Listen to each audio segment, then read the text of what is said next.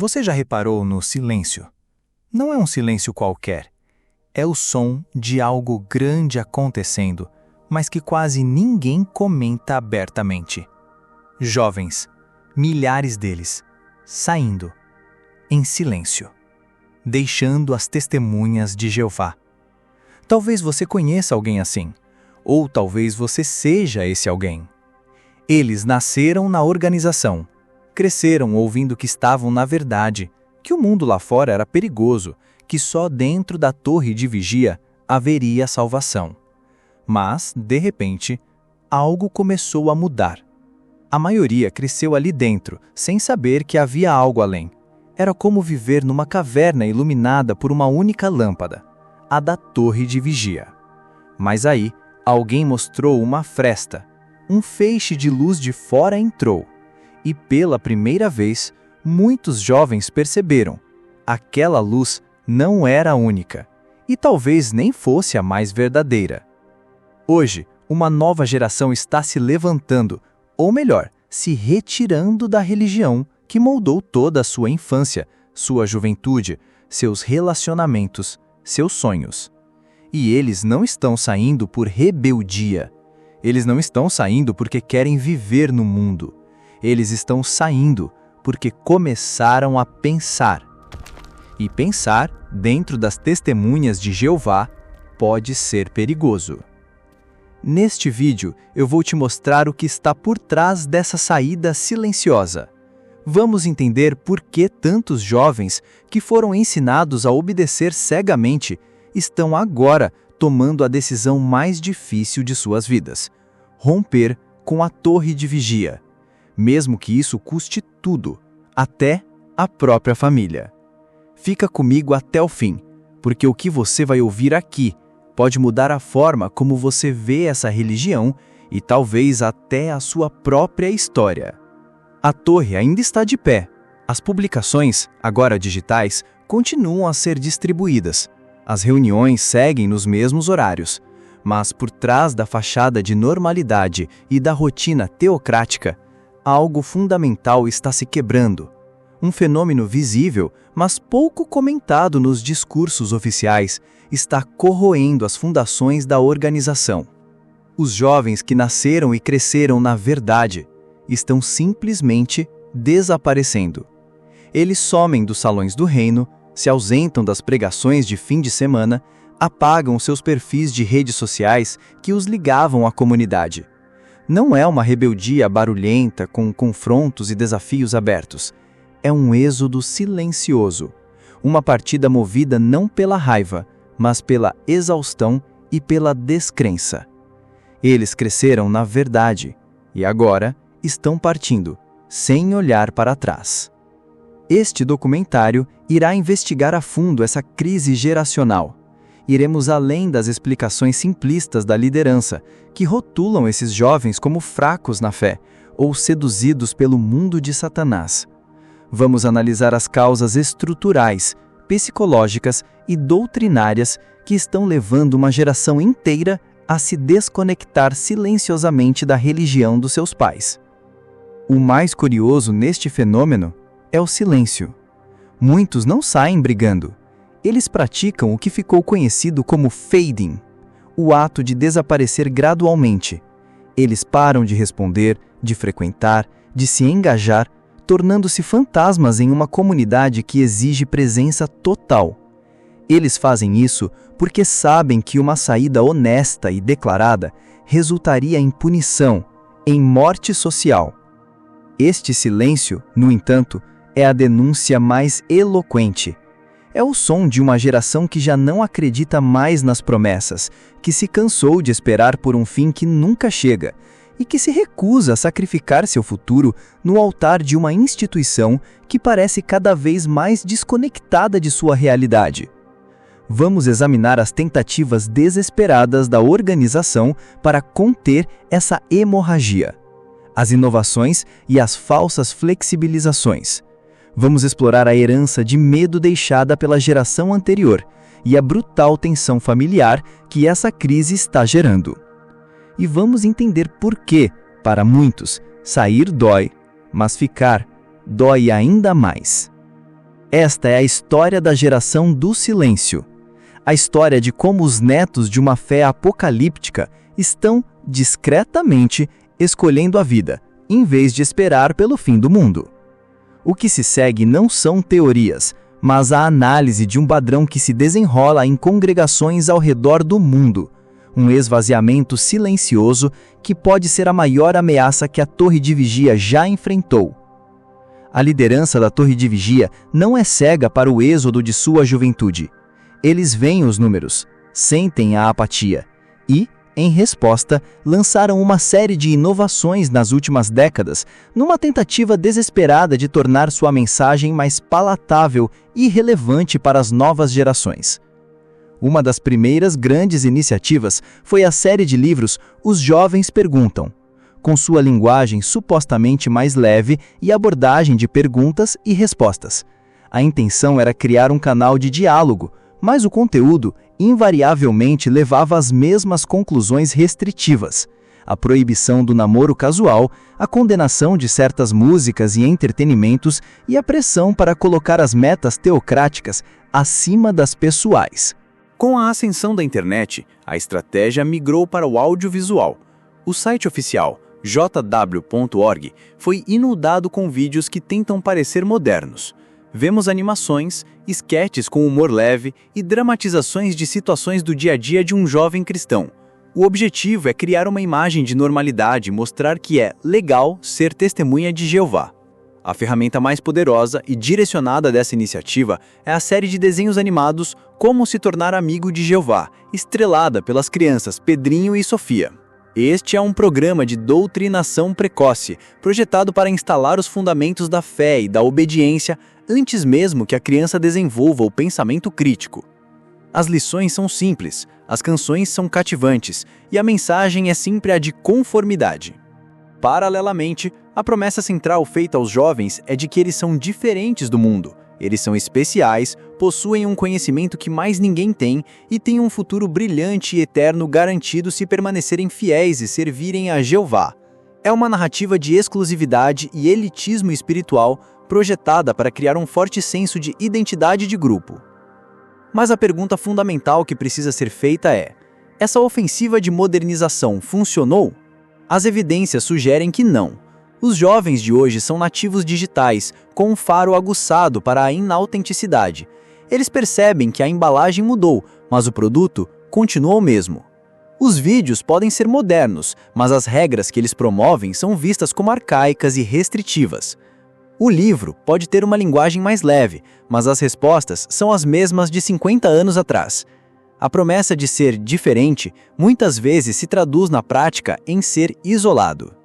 A Torre de Vigia tentou falar a língua dos jovens, mas falhou em entender sua mentalidade. Eles ofereceram uma estética moderna, mas mantiveram uma ideologia inflexível. E a nova geração, mais do que qualquer outra antes dela, consegue ver através dessa contradição. Confrontada com a contínua apatia de seus membros, especialmente dos jovens, a Torre de Vigia recentemente implementou uma série de mudanças que, à primeira vista, parecem uma liberalização, uma flexibilização das regras rígidas. No entanto, uma análise mais profunda revela que essas mudanças são em grande parte uma maquiagem para manter o controle. A mudança mais sísmica foi o fim da obrigação de relatar as horas gastas na pregação. Por décadas, o relatório de campo foi a principal ferramenta de medição e controle da espiritualidade de um membro. A pressão para cumprir as metas, especialmente para os pioneiros, era imensa e uma fonte constante de culpa e ansiedade. Ao eliminar essa obrigação, a organização pareceu dar um grande passo em direção à liberdade. Mas qual foi a verdadeira motivação? A realidade é que as horas de pregação estavam em queda livre. A média de horas por publicador vinha diminuindo ano após ano. Manter a exigência estava apenas expondo o declínio do zelo e desmoralizando os membros. Ao remover a métrica, a organização eliminou a evidência de seu próprio fracasso. Não foi um ato de confiança, mas um ato de gerenciamento de estatísticas. Da mesma forma, as horas exigidas para pioneiros regulares e auxiliares foram reduzidas várias vezes ao longo dos anos. Novamente, isso não foi para aliviar o fardo dos fiéis, mas uma resposta pragmática à realidade de que cada vez menos pessoas conseguiam ou queriam cumprir as metas antigas e irreais. Outra tática é a concessão de cargos a jovens em uma idade cada vez mais precoce. Vemos jovens de 18 ou 19 anos sendo nomeados como servos ministeriais. A organização vende isso como uma prova de confiança na juventude. Na realidade, é um empurrão forçado, uma tentativa de preencher o vazio de liderança deixado por homens mais velhos que estão se afastando. É também uma estratégia de retenção. Ao dar um jovem um título e uma posição de responsabilidade, a organização o amarra mais firmemente à estrutura. Ele agora tem um status a perder, uma identidade institucional que torna a saída muito mais difícil. É uma forma de cooptar os jovens antes que eles tenham a chance de explorar outras opções de vida. Por trás de todas essas supostas flexibilizações, a estrutura fundamental de controle permanece intacto. O jovem ainda não tem espaço para ser ele mesmo. A dúvida ainda é vista como fraqueza espiritual. A obediência cega ao corpo governante ainda é a virtude máxima. A liberdade oferecida pela torre de vigia é uma ilusão. Há liberdade para escolher entre as opções que eles aprovam. Há liberdade para usar barba, mas não para questionar a autoridade de quem antes a proibia. Há liberdade para não relatar horas, mas não para usar esse tempo livre em atividades que a organização considera mundanas. A mensagem final é: só há liberdade se você obedecer cegamente. Antes de seguir, quero agradecer de coração a Marilene Rocha, a Amélia Marta e ao Isaías. O apoio de vocês é mais do que incentivo. É o que torna esse trabalho possível, vídeo após vídeo. Manter esse conteúdo no ar exige constância, pesquisa e dedicação. E quando esse esforço encontra apoio do outro lado, tudo ganha mais sentido. Se você sente que esse tipo de material precisa continuar existindo, considere apoiar também. É simples, tem um QR Code aqui na tela. E o link direto está no comentário fixado. Cada contribuição ajuda a manter a frequência e a profundidade que esse canal se propõe a entregar. E sim, você pode fazer parte disso. Agora, vamos voltar ao vídeo. Para capturar a lealdade e a energia da juventude, a torre de vigia não usa apenas regras e proibições. Ela usa uma das ferramentas mais poderosas de todas, a promessa de um propósito nobre e de um status elevado. Desde pequenos, os jovens são doutrinados a mirar nos privilégios do serviço de tempo integral. Ser pioneiro, servir em Betel ou frequentar a escola de Gileade para missionários. Essa trajetória é apresentada como o ápice da vida cristã, o caminho mais nobre e recompensador. A ideia vendida é: enquanto os jovens do mundo perseguem carreiras vazias e materialistas, você terá a oportunidade de fazer algo verdadeiramente importante. Você será alguém especial aos olhos de Jeová e da fraternidade. Essa narrativa cria uma forte pressão para que os jovens mais zelosos e sinceros renunciem à educação superior e a uma carreira secular em favor de uma vida de dedicação total à organização.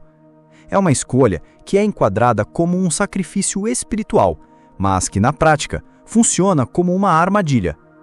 Pensemos na realidade do serviço em Betel, a sede da organização. É apresentado como um paraíso espiritual, mas as regras são claras. Não há salário, apenas um pequeno estipêndio. Não há plano de aposentadoria. Seu tempo e suas habilidades são de propriedade da organização, e você pode ser descartado a qualquer momento. A história está repleta de relatos de betelitas que serviram por 20, 30 anos e de repente foram redesignados de volta para o campo, muitas vezes na meia-idade, sem economias, sem experiência de trabalho secular e sem qualificações para competir no mercado de trabalho. A vida que eles construíram foi desfeita com uma só carta. O serviço missionário, treinado em Gileade, segue uma lógica semelhante. Embora seja uma experiência de imenso valor para alguns, também cria uma dependência total da organização para o sustento e a direção na vida. A missão se torna uma identidade da qual é muito difícil escapar. O serviço de tempo integral, portanto, funciona como uma prisão dourada. Ele oferece propósito, comunidade e um senso de importância, mas o preço é a sua autonomia e o seu futuro. É a forma mais eficaz que a organização tem de garantir que seus jovens mais promissores nunca construam uma vida independente fora dos seus muros. Ao vender o sonho de Betel e Gileade, A organização não está apenas oferecendo um caminho de serviço. Está criando um sistema que garante um fluxo constante de mão de obra gratuita e leal. Jovens que entregam os anos mais produtivos de suas vidas a uma instituição que não lhes oferece nenhuma segurança em troca. Apesar da doutrinação intensiva, muitos jovens eventualmente começam a perceber que a narrativa da organização não corresponde à realidade.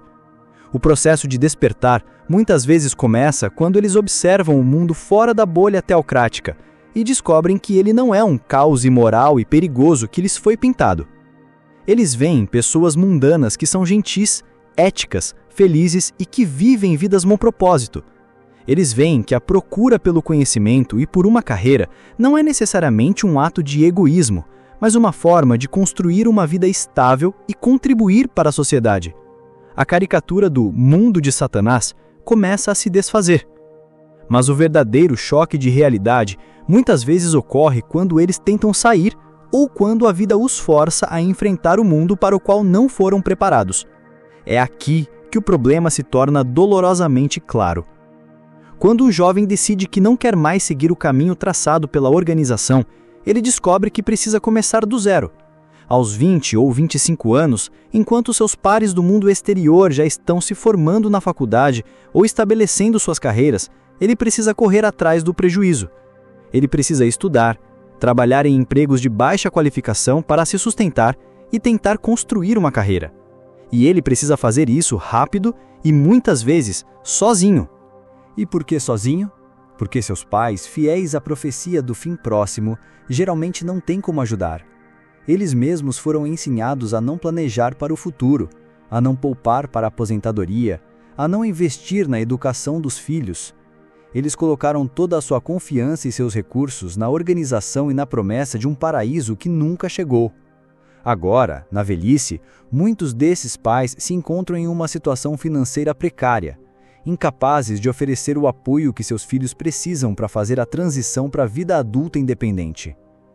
Todo esse peso, a necessidade de se educar, de construir uma carreira, de se sustentar e às vezes até de ajudar os próprios pais, cai sobre os ombros de um jovem que foi deliberadamente mantido na ignorância acadêmica e profissional pela mesma organização que agora o condena por suas escolhas. O despertar é, portanto, um processo duplo. É o despertar para a realidade de que a doutrina não é verdadeira e o despertar para a dura realidade de que a organização o deixou completamente despreparado para a vida no mundo real. A crise da nova geração está intrinsecamente ligada à crise da geração anterior. Para entender por que os jovens de hoje estão saindo, precisamos olhar para a herança que seus pais lhes deixaram, uma herança de medo e de oportunidades perdidas. A geração dos pais e avós foi a que mais sacrificialmente acreditou na iminência do Armagedon. Eles foram a geração de 1975, a geração que ouviu que não deveria ir para a faculdade, que não deveria ter filhos, que deveria vender suas casas para servir onde havia maior necessidade. Eles foram ensinados a viver em função da organização, com a promessa de que o novo mundo estava a apenas alguns anos de distância. Eles obedeceram, abdicaram da educação, abdicaram de carreiras promissoras, abdicaram do planejamento financeiro. Eles investiram tudo, seu tempo, seu dinheiro, seu futuro na torre de vigia. Agora, décadas depois, o Armagedon não veio, e essa geração se encontra envelhecida, muitas vezes com poucos recursos, sem aposentadoria e com um profundo, embora muitas vezes não admitido, sentimento de desilusão. E pior, muitos agora dependem financeiramente dos filhos que eles mesmos criaram sob a mesma ideologia. Isso cria uma tensão familiar brutal e quase insuportável. Quando um jovem anuncia que quer ir para a faculdade ou que está questionando a verdade, a reação dos pais não é apenas de decepção espiritual, é de pânico existencial. A pergunta, "Você vai nos abandonar? Vai trair a Jeová?", muitas vezes carrega um subtexto desesperado. Como vamos sobreviver sem você na organização? Quem vai cuidar de nós na velhice? A saída do filho não é apenas uma perda para Jeová, é a perda da única rede de segurança que eles pensavam ter. O jovem, por sua vez, se vê preso em uma armadilha emocional. Ele sente o desejo natural de honrar e ajudar seus pais, mas também vê claramente o erro que eles cometeram. Ele está vendo algo que seus pais não viram ou se recusaram a ver a tempo. Que o Armagedon anunciado para breve nunca veio, e que a organização que prometeu cuidar deles os deixou à própria sorte. O jovem se recusa a repetir o erro. Ele se recusa a sacrificar o seu próprio futuro no mesmo altar. E essa recusa, embora seja um ato de autopreservação lógica, é vista pelos pais como o ato supremo de traição. A herança que a geração anterior deixou não foi uma base sólida, mas um legado de medo, arrependimento e dependência. A decisão de um jovem de romper com a religião em que foi criado nunca é simples nem fácil.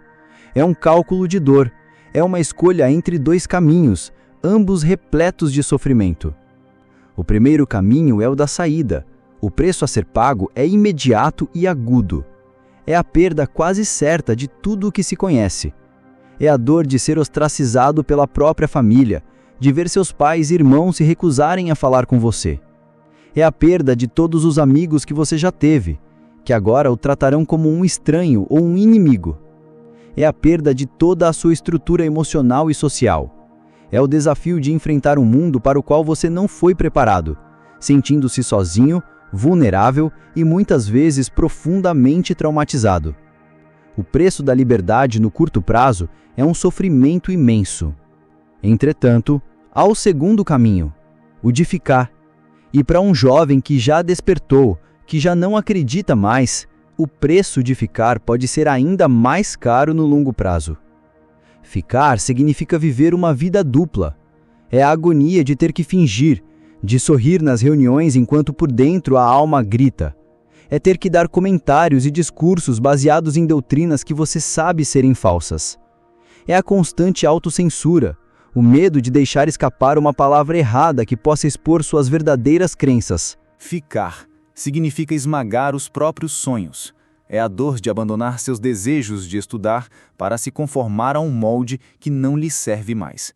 É uma morte lenta da sua identidade e do seu potencial. Ficar significa viver com uma integridade comprometida, uma dissonância constante entre o que você sabe ser verdade e o que você é forçado a performar. É um custo que corrói a alma, levando à depressão, à ansiedade e a um profundo sentimento de vazio. Diante dessa escolha, um número crescente de jovens está chegando à mesma conclusão. A dor aguda da saída, por mais terrível que seja, é preferível à dor crônica da inautenticidade. Eles estão escolhendo a verdade, não a verdade da torre de vigia, mas a verdade sobre si mesmos. Eles estão escolhendo a possibilidade de uma dor que pode ser curada, em vez de uma vida de sofrimento silencioso e sem fim. O êxodo silencioso da nova geração de testemunhas de Jeová é, em última análise, uma história de coragem e de busca por autonomia. Esses jovens estão percebendo que o mundo lá fora, embora desafiador, exige qualidades que a organização suprime: pensamento crítico, resiliência, responsabilidade pessoal e a coragem de construir o próprio caminho. Eles estão descobrindo que o mundo oferece algo que a Torre de Vigia, com todas as suas promessas de um paraíso futuro, nunca conseguiu lhes dar: a chance de escolher. A chance de escolher sua carreira, seus amigos, seus parceiros, suas crenças e, o mais importante, a chance de escolher quem eles realmente são. E mesmo com o medo do desconhecido, com a dor da perda familiar, muitos estão apostando em si mesmos. Eles estão apostando na sua capacidade de aprender, de crescer e de encontrar felicidade e propósito em seus próprios termos. Como muitos ex-membros relatam, ficar na organização era confortável e seguro, mas sair foi verdadeiramente libertador. Essa geração não está saindo porque o mundo é mais tentador. Essa é a narrativa simplista que a liderança usa para se consolar. Eles estão saindo porque a Torre de Vigia prometeu tudo: a verdade, a felicidade, um futuro glorioso, e no final entregou quase nada. Entregou regras mutáveis, profecias falhas e um legado de oportunidades perdidas. Eles estão saindo porque se recusam a repetir os erros da geração anterior. Eles viram seus pais sacrificarem suas vidas esperando por um fim que nunca veio. e eles não estão dispostos a fazer o mesmo sacrifício. Eles estão saindo, acima de tudo, porque querem viver. Viver agora. E não apenas esperar por um fim de um mundo que eles descobriram é muito mais complexo, belo e cheio de possibilidades do que jamais lhes foi dito. E você? Você também já pensou em sair? Ou conhece alguém que está passando por essa jornada silenciosa? Compartilhe sua história e seus pensamentos aqui embaixo. Vamos romper o silêncio que por tanto tempo serviu para isolar e controlar. Juntos, podemos mostrar que há vida, esperança e comunidade do outro lado das muralhas. Juntos, a gente quebra as correntes que por tanto tempo pareciam inquebráveis.